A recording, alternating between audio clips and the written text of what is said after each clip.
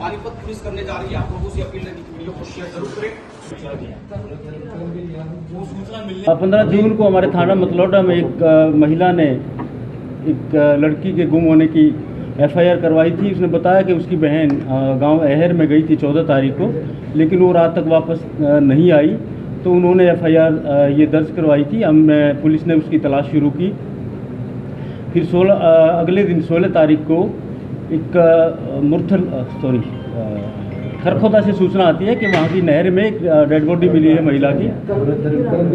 वो सूचना मिलने पर उस लड़की की पहचान, जो लड़की मतलौडा से गुम हुई थी, अहर गांव से गुम हुई थी, उसके रूप में उसकी पहचान होती है। उसके परिवार वाले पहुंचते हैं और डेड बॉडी का जब निरीक्षण किया जाता है तो उस बॉडी पर कुछ चोटें लगी हुई थी, तेज़धार हथियार के, गर्दन के ऊपर, छाती के ऊपर। तो ये शक होता है कि इसकी हत्या की गई है।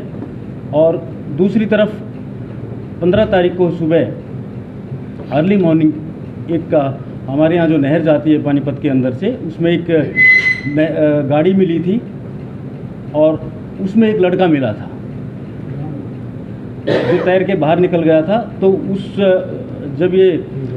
उसमें क्योंकि जिस समय वो गाड़ी डूबी थी तो ये भी सूचना मिली थी कि इसमें कोई लड़की भी थी, तो उसको घटना से जुड़ते देर नहीं लगती। तो तुरंत ये शक हुआ और उस लड़की के घर वालों ने यह भी बताया था कि ये सुनील के साथ गई थी, जो इसराना का रहने वाला है।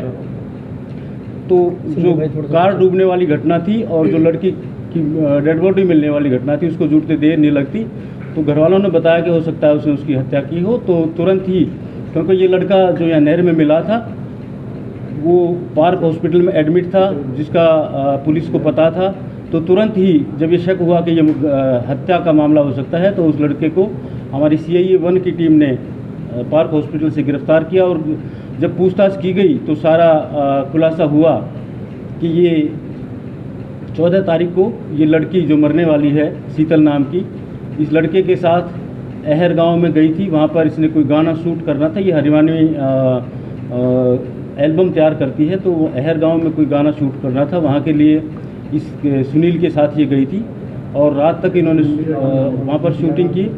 जब करीब 10 बजे ये वहाँ से इसको लेके चलता है तो रास्ते में किसी बात को लेके इनकी कहासुनी हो जाती है और वो कहासुनी बढ़ जाती है। तो गाड़ी में एक चाकू पड़ा हुआ था, इसने सुनील ने चाकू से उस लड़की की हत्या कर दी, गर्दन पर वार की, छाती पर वार की, उसकी हत्या कर दी।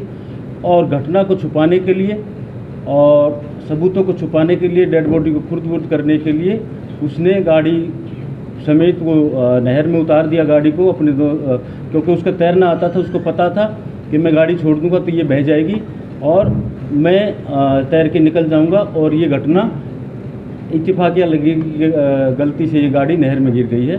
तो इस घटना को इत्तेफाकिया घटना दिखाने के लिए इसने गाड़ी को नहर में डाल दिया और शीशे खोल दिए थे, तो खुद तैर के बाहर आ गया और वो लड़की बह गई।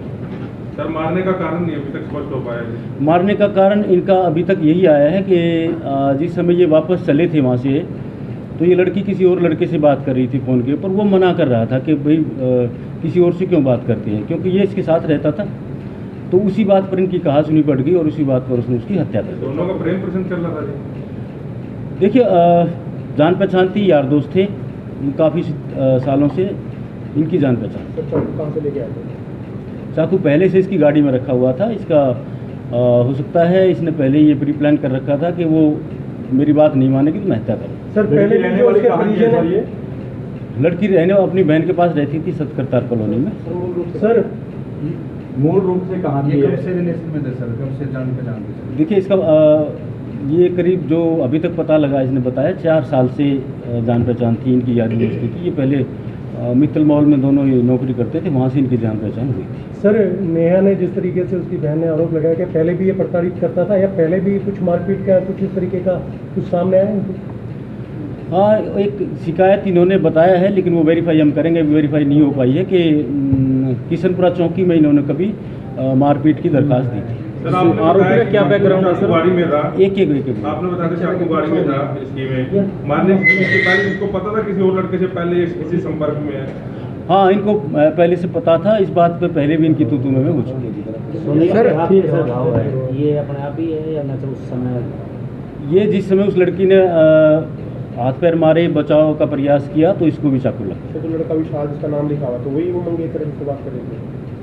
देखिए ये कोई इन्वेस्टिगेशन का मामला नहीं है, हम ये उनकी पर्सनल बातें हैं, जो इन्वेस्टिगेशन से संबंधित है वो आप बात। सर, जिस तरीके से आप बता रहे हैं कि चाकू से मर्डर किया, क्या वो चाकू पुलिस ने बरामद कर लिया या कुछ और अभी बाकी है? नहीं, अभी चाकू बरामद नहीं हुआ है, गाड़ी बरामद हुई है, गाड़ी में कुछ सामान था, इनका मोबाइल वगैरह थी वो मिले हैं, पर्स मिला है, कुछ कपड़े मिले हैं, लड़की का सैंडल मिला है, तो चाकू मिला। सर आरोपी कहाँ से रिकवर की गई थी सर?